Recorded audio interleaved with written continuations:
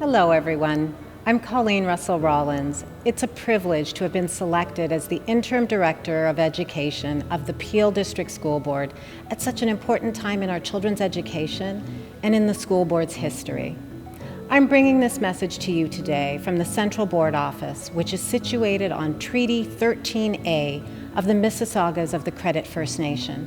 I am grateful to the Mississaugas of the Credit First Nation as the caretakers of this land, and I recognize the benefits I receive from it. I also acknowledge and give thanks to the First Nations, Inuit, and Métis peoples who have walked before us.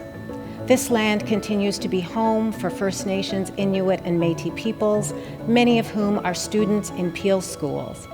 We're all treaty people. Treaties are promises to protect and share the land. As we all mutually benefit from this land, we must remember that we borrow this land from future generations.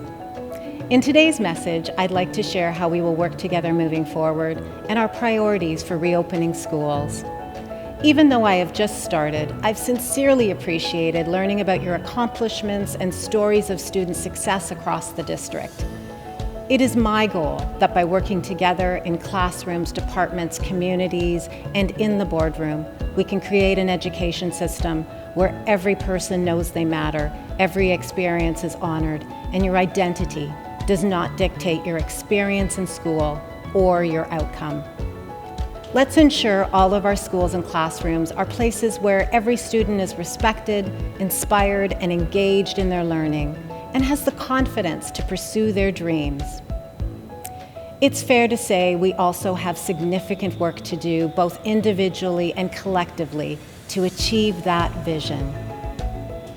Anti-Black racism, Islamophobia, anti-Indigenous racism, homophobia, and transphobia need to be understood and ultimately uprooted in our schools and communities. The ministry directives provide a starting point for the urgent and important changes that we must undertake to be more responsive and to eliminate the barriers faced by some of our students, staff, and communities. I don't have all the answers, so I've sincerely appreciated hearing from many staff throughout the board and members of the community who share a similar commitment and who want to be part of improving the Peel board.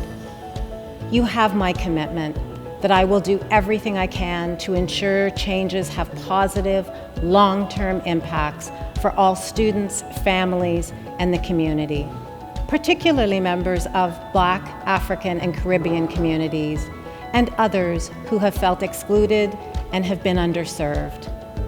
To do this, we must show joint determination to dismantle racism and the willingness to demonstrate care, responsibility, and humility. This approach to our relationships will also help us to navigate life during the pandemic. 2020 has been a year of tremendous challenge and change for us all in different ways. As you know from the various messages you've received, Peel teams have been planning for the safest possible reopening of our schools.